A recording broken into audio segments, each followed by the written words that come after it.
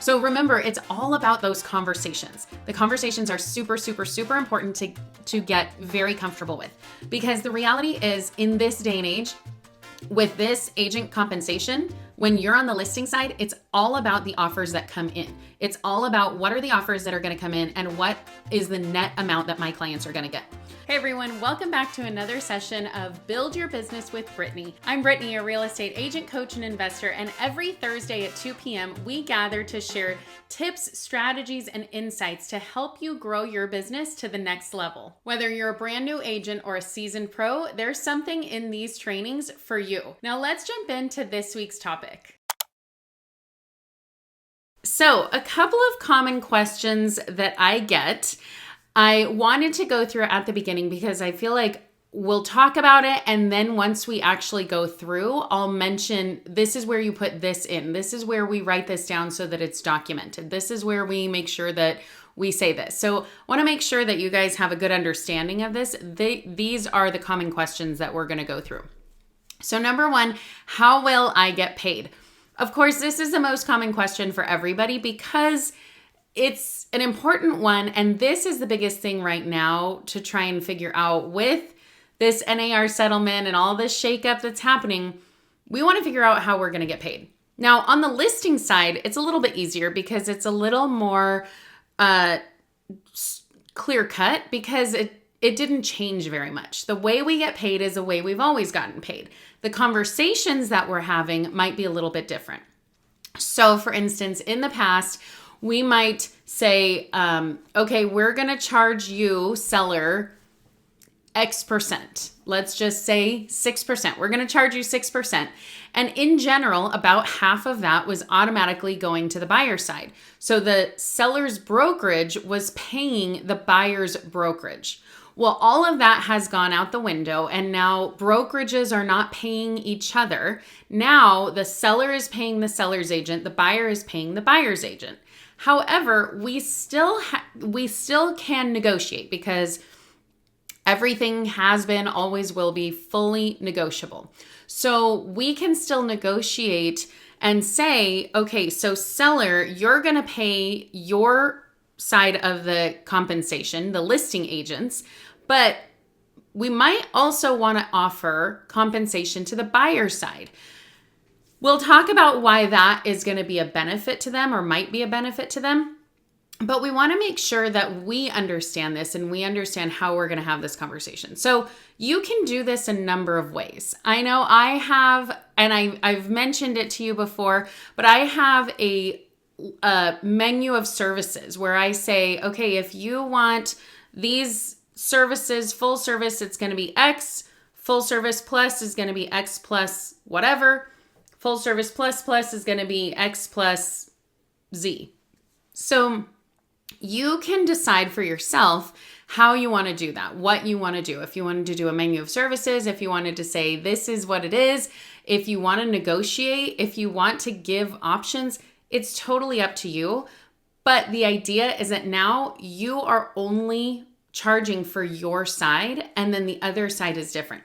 Now, the beauty of this is that a lot of people are used to paying, let's call it 6% for a lot of sellers. They're used to paying 6% or whatever that percentage might be. And now we're coming and we're saying, hey, I'm going to charge you probably less than that, X percent, maybe 3%. And now instead of them hearing, oh, I'm paying 6%, they're hearing I'm paying 3%.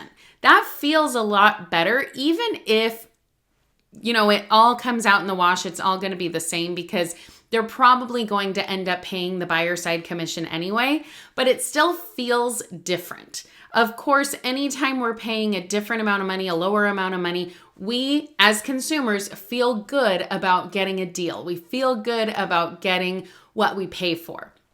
So being able to say, okay, I'm going to charge you X percent and it's lower than what in their mind was going to be 6% or whatever that is, it's going to be a benefit for you. So the conversation is what's important when we talk about how are you going to get paid. The conversation here is what you really have to master. So when we think about the conversation behind getting paid, what you need to do is you really have to have a great understanding of what it is that you're going to provide. What services are you going to provide for the compensation that you're saying you are owed? So I have a lot of agents who say, well, what do I do? What is it that I do? You need to have a really good idea of what you do. And let me just tell you, when you create a listing presentation, that helps to outline a lot of the things that you do. And so we'll go through that actually in a couple of weeks. We're going to go through the listing presentation, but that really helps to kind of solidify in your mind what you do, but also to your clients. It shows them exactly step by step what you do, your strategy, how this is all going to work. And so the listing presentation, and for that matter, when you do a buyer's presentation, a lot of people aren't used to doing a buyer's presentation. I've done a buyer's presentation pretty much from the beginning, but a lot of people are not used to this. And so outlining it is where we're going to show our value. So it's super, super important that you have something that shows your value, that you have something that tells you what your value is and makes you feel confident in explaining it. So the answer of how will I get paid is really the same as you've always gotten paid. It's about the conversation, it's about a negotiation, it's about proving your value, and then we'll talk later about where you actually write it in the RLA. But when I'm doing a listing appointment, I'm going through my presentation. At the end, I do the menu of services so that my clients can choose what they pay. And then I write in the amount into the RLA. So I'm not bringing an RLA already filled out with the amount because it very much is a conversation that we're having. Again, that's for you to decide how you want to run your business, but just know there are options here. However you want to do it, you can choose how you do it and what works best for you. All right, here's another good one, especially with all of the NAR mix up. This is a confusing one. Can I show my listing? So if I'm a listing agent and I have a listing, can I show my listing to someone without signing a contract? So without signing the BRBC, the Buyer's Representation Agreement. Can I show my listing without signing that? The answer to that is yes. Anytime you're going to do something that is going to benefit your seller, you can do that without signing that agreement. But you have to make sure that that buyer understands that everything that you're doing and you're saying is for the benefit of your seller. You're representing your seller until and unless you have a separate signed agreement with the buyer. So if they come in and they're unrepresented, you can show them the property. But if they want to submit an offer, at that point, that's when you have to have the discussion and say, okay, are you wanting me to represent you? Are you wanting to come as an unrepresented buyer? That is highly discouraged. But, what is it that they're wanting to do? So can you show the property? Yes. Now, if you have somebody who wants to see a listing that's not yours, like if you're showing your listing and then that same person says, hey, there's a listing down the street and I want to see that one too, and that's not your listing, can you show that without a signed agreement? The answer is no.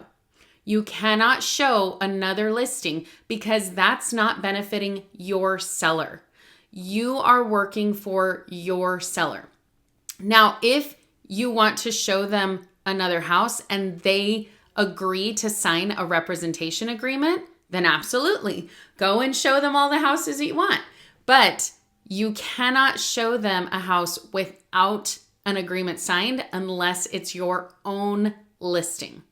Does that make sense? So of course you have your RLA signed, your listing agreement signed by your seller, and then they are your client. You are working for them.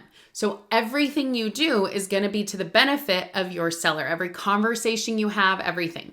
So if a buyer walks in unrepresented, that conversation is not going to necessarily help them. All the information that you gather is going to help your seller. Now, if they come and say, no, I want you to represent me, that's when we now say, okay, now we can have a different conversation. Now I can help you out a little bit more. Now I can talk to you about the comps. Now you can do a little bit of things because now you're putting your buyer representation hat on and you're still representing your seller, but you're now also representing a buyer. That's a confusing one. A lot of people have this question of, can I still show it without a signed contract? And the answer to that is yes. So what triggers the contract needing to be signed? Well, the things that trigger a contract needing to be signed for a buyer, let's take it on the buyer side because I'm just continuing this line of thought. So what triggers the contract needing to be signed is anytime you're doing basically any kind of research for them on the property, if you're showing them a property, including a virtual showing. So if you're taking your phone and doing FaceTime and walking around and saying, here's the kitchen and here's the garage and here's the living room and dining room. If you're doing that and you're showing it to them with the intention of them going to buy it, then you need to have a signed agreement. If they say, I really like this house, can you look up the comps around it? Then you need to have a signed agreement. What does not trigger a contract needing to be had is putting them on an MLS strip. If they say, hey, I really want to see more houses and but I'm not quite ready to pull the trigger, great. You can put them on an MLS strip and you don't have to get an agreement signed. But as soon as they find a house that they like and they say, oh, I want to see this one, that's when you need to get an agreement signed. So before you walk in and show them a house, you have to have a signed agreement. And your agreement can be the BRBC, the Buyer Representation Agreement, or it can be the PBRS. Is that what it is? It's the Buyer Representation Agreement Light, where you're really just saying, okay, I'm just going to represent you for this 1 or 2 or 3 properties. So either one of those is a contract that needs to be signed. So what does not trigger a contract needing to be signed? When you go and do a walkthrough, like a property tour walkthrough, that is not something that needs to be signed because you're not doing that for a specific client. You're not doing specific research for them. You're not doing any of the things that it really spells out that has to be required, that's required for the contract. It's really just a marketing piece. And so you're allowed to do that without getting contracts signed. So there are some differences, and it's really important for you to know. You can find them on the NAR website, the CAR website. It has what triggers the contract, when does a contract need to be signed. It has all these FAQs for you, but that's an important one. If you still have questions, definitely check that out and look it up because you want to make sure that you're following the new rules for this. But the reality is the most important thing is you have to remember you need to have a contract signed when you're doing actual activities to show the property that can lead to them writing an offer. Oh, we're going out of order. How do I have the conversation with the seller about offering buyer agent compensation? So this is a big question that I get a lot from agents that I work with. How do I have this conversation? Because a lot of times if you lead with, hey, I'm just going to charge you my percentage and we'll wait to see what happens with the buyer side, they're going to say, well, then I don't want to pay for the buyer side. How do I not pay for the buyer side? Well, the reality is it is a benefit to pay for the buyer side because you want to get as many eyeballs on your property as possible. And if that buyer is working with an agent, which we know about 60% of buyers are working with agents. So if 60% of the population are working with agents and those agents aren't getting offered any compensation and their clients are saying, well, don't show me anything that doesn't get any compensation offered because I can't afford it, I don't want to pay it, whatever, that automatically takes your listing out of the running. So what's better is to say, hey, let's offer the potential of offering this buyer agent compensation, and then we'll see what happens as the offers come in. Because the reality is, if you get 5 offers and 3 of them say that they're going to waive the buyer agent fee, great. Now you're talking about, we're looking at those 3 that are waiving the buyer agent fee. But if you get 2 offers in and neither one of them are waiving that fee, then why would you do that? Or if you get 1 offer in and it's not waiving the fee, you don't want to go back to them and risk losing that offer and say, oh, by the way, we don't want to pay the buyer agent fee. So what I tell my clients is, we're going to look at the net amount that you're going to profit and put in your pocket. We're going to look at the net amount for every single offer that comes in, because it really depends. If somebody, I just had this, I had a listing where we got an offer that came in and they were offering $10,000 over the asking price, but they were asking for a $5,000 credit. That's fine. It's normal. But the reality is they're really only offering $5,000 over the asking price. Again, it totally depends on the other offers coming in. So the same conversation I'm having with my sellers is, it depends on the offers that come in. That's the same conversation that I have when agents call and say, are your sellers willing to pay the buyer agent compensation? I say, yes, they're willing to, but it depends on the offers that come in. So please submit whatever your request is. So remember, it's all about those conversations. The conversations are super, super, super important to get very comfortable with, because the reality is, in this day and age, with this agent compensation, when you're on the listing side, it's all about the offers that come in. It's all about what are the offers that are going to come in and what is the net amount that my clients are going to get. Because I always use this example. If you have $1 million listing and somebody comes in and says, okay, well, we'll pay you $1,015,000, but we want you to pay the buyer agent fee. Well, that's $25,000, $30,000. So really their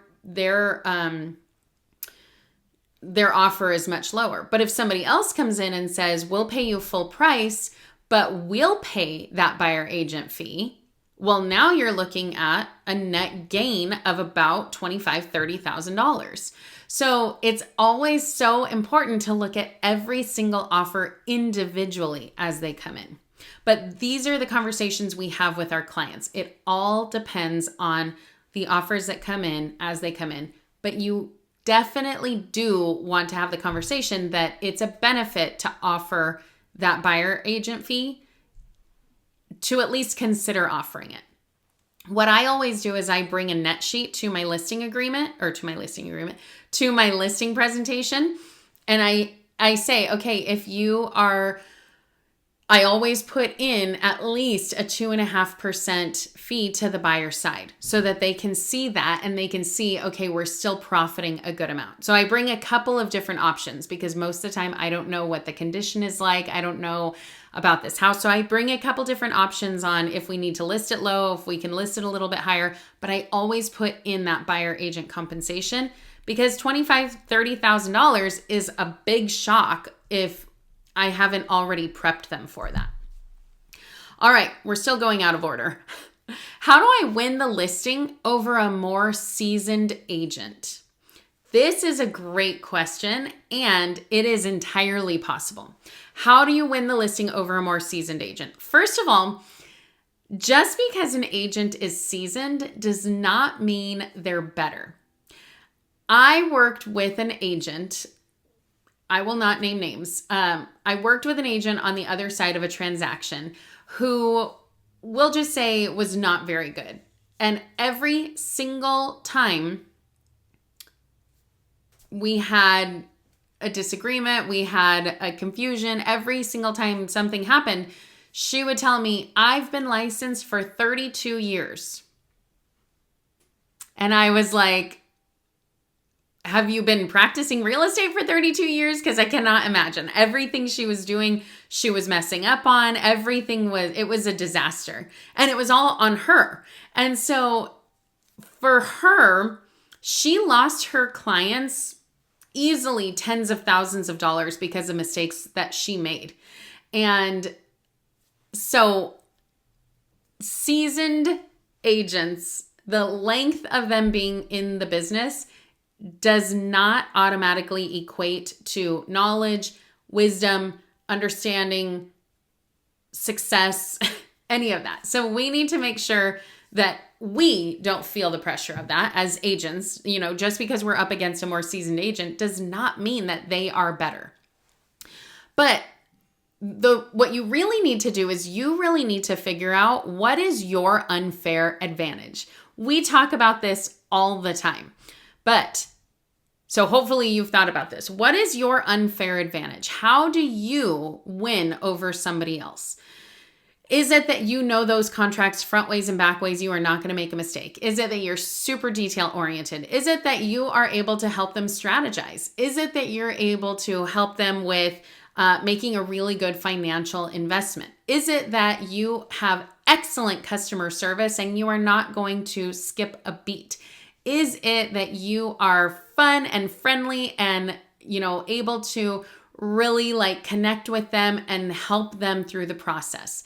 Is it that you are a superb negotiator and you're going to save them tens of thousands of dollars because of your negotiation skills? What is it about you that is going to make you stand out? Anything that you can find that will make you stand out is going to be how you win these listings. We talk about this here and there, but 80% of the sellers who hire a real estate agent hire the first one that they meet, and most of them only look at one agent. So most of the time you're not going up against, 3, 4, 5 agents. Most of the time you're going up against one, maybe two, and most of the time it's actually going to be you're not going up against any. But you also have to remember there are a lot of really bad agents out there. So don't you worry. I just did a listing presentation with somebody who had a week to prepare, and they said she really did not seem like she was prepared at all. And because I had a listing presentation, because I knew the comps in the area, because really it was the basics, because I knew how to do my job, I got the listing and they were very happy and they were very comfortable and confident in me and what I brought to the table. So you don't have to do a lot to win the trust of your sellers, because there are so many agents who are so bad out there. Sometimes it's even better to go up against another agent because a lot of agents are really bad. All right, now we're hitting number 4. Do I need to be sure another agent has a written agreement with their client before showing them my listing? So now we're going back to this NAR settlement stuff and really just figuring out what are the specifics. So we have my listing, a listing that is mine. I have an RLA signed with my seller, and I have a buyer who's coming with an agent, and the agent says, yeah, I have it signed. Do I need to check on that? The answer is no. You don't need to be the BRBC police. You don't need to be the person who is going and making sure that everybody has a signed agreement. Let your board handle that. Let NAR deal with that. You don't need to do that. You are trusting that if they say, yes, we have an agreement signed, that you have it. Once you get into escrow, you're going to have proof of all of this stuff when it comes to actually having your, like if your seller is paying for the buyer side compensation, there might have to be proof of that or whatever. Don't worry about it in the beginning. You don't have to worry.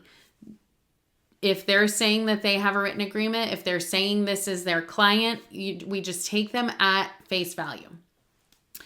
Now, before we move on, I want to just put a disclaimer out there. I've gone to lots of trainings. I've read a lot about this. I look on the websites. I do a lot of this coming from the horse's mouth. However, I am not a trainer. I am not somebody who is doing this as a living. I don't get paid for this. So I want to make sure that you do your own due diligence. And especially if you're outside of my area, make sure that you're following the rules of your local board, of your local MLS, of your local brokerage, because different brokerages have different things that they want you to follow. And so make sure that if you ever hear anything different in that way than what I say, go with what your board and your brokerage says. Don't say, well, Brittany out in Ventura County said this, because that does not matter. Don't forget, we're here every Thursday at 2 p.m. Pacific Standard Time. Join me live by registering at the link in the description below and get your questions answered in real time. I love helping you succeed. Thanks for joining me for another Build Your Business with Brittany. Let's keep building, growing, and closing those deals. I'll see you next Thursday at 2 p.m.